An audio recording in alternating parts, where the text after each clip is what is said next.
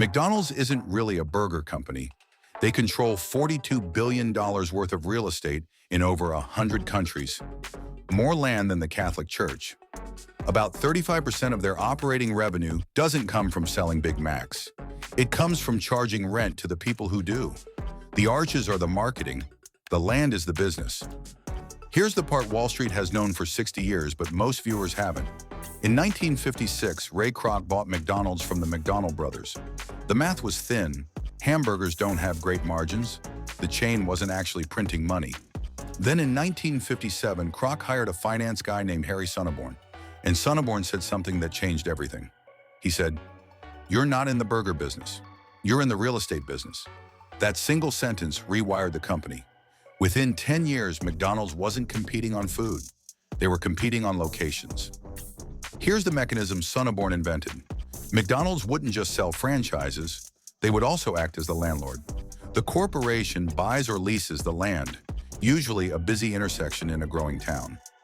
Then they sublease that same land to the franchisee at a 20 to 40% markup.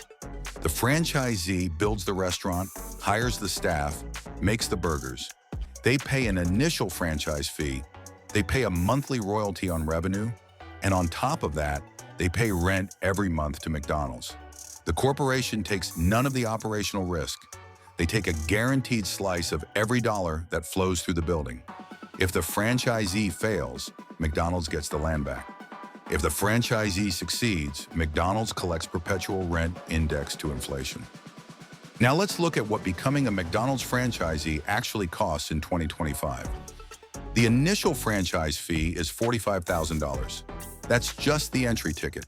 The total investment to open a single restaurant is around $1.5 million minimum.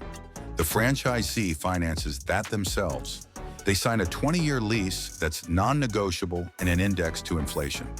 They pay McDonald's a 4% royalty on every dollar of revenue. And here's the part most people miss. They also pay rent that ranges from 8.5 to 15% of gross sales. Not net profit, gross sales.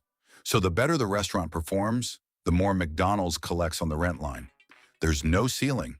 The corporation engineered a system where their incentive is perfectly aligned with the franchisee selling more, because McDonald's takes a cut whether the franchisee makes money that month or not. It's a real estate investment trust hidden inside a fast food chain. Quick note, if you're finding this breakdown useful, hit subscribe. We do 2 of these every week, pulling apart the business models that look obvious until you actually look at them. The like button matters too. It tells the algorithm this video deserves to reach more people who want to understand how money actually moves. Most business channels tell you what companies do. We show you what they actually do. There's a lot more to unpack here, including the part where McDonald's makes 80% margins on the segment most people don't even know exists. So stick around. Here are the actual numbers from the McDonald's annual report. In 2024, total revenue was $25.5 billion. Operating income was around $15 billion. Now watch what happens when you break it down by segment. The company-owned stores, the ones McDonald's runs directly, they generated $9 billion in revenue. Operating profit on those, $2.5 billion. That's a 28% margin. Healthy. Then there's the franchise segment. Revenue, $14.5 billion. Operating profit, $11.7 billion. That's an 80% operating margin on the franchise side. 80. For comparison, a publicly traded real estate investment trust on the S&P 500 typically runs 30 to 40%. McDonald's runs more than double that because they control the brand that locks every franchisee into their system. There's another piece of this puzzle that nobody talks about. Real estate appreciation. Every McDonald's location is at a high-traffic intersection. Most of those parcels were acquired in the 60s and 70s for $50,000 each. Today, those same parcels are worth $5 to $15 million each. The best ones, the Times Square locations, the highway exit corners in major metros, are worth over $100 million. McDonald's has never sold a major site. They sit on a portfolio that's appreciated 10 times in 30 years, financed in part by the rent their franchisees pay and taxed at favorable corporate rates. It's a flywheel that compounds. The franchisee builds local traffic. The land value rises. McDonald's gets richer, the next franchise sells for more, the cycle accelerates. This is the business model hiding in plain sight for 60 years. McDonald's isn't measured by how many burgers they sell. They're measured by how many high-traffic intersections they control. The food is the cover story. The arches are the brand that justifies the lease premium. The franchisees are the operators who pay the mortgage on land McDonald's owns forever. When Sonneborn told Kroc we're in the real estate business, he wasn't being clever.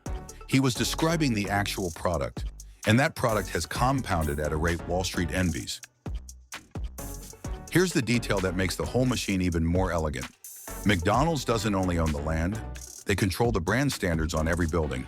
Architecture, color palette, signage, drive-through layout. Every detail is corporate mandated. So even though the franchisee built the restaurant with their own money, they didn't actually build a McDonald's they can sell to someone else. The brand value lives in the corporate trademark. The lease lives in McDonald's books. The franchisee owns the equipment and the inventory. That's it. If they ever want to exit, they sell back to the McDonald's network. At terms, McDonald's heavily influences. It's a one-way mirror. The franchisee can see out, the corporation can see in, and only the corporation gets to set the price of glass. And this isn't unique to McDonald's. Subway controls or leases 95% of its franchise locations. Yum! Brands runs the same playbook on KFC and Pizza Hut. Starbucks shifted toward this model in premium urban zones with their reserve stores. Even WeWork tried to copy it. They just forgot the part where you need a brand that locks tenants in. McDonald's is the largest restaurant chain in the world because they understood in 1957 that they weren't running a restaurant chain. They were running a real estate empire dressed in burger costumes. Next Tuesday, we look at a fashion brand that spent 50 years convincing the world that handmade bags are the rarest luxury, while quietly running a billion-dollar scarcity machine. Hit subscribe. Every brand hides a blueprint, and we help you read it.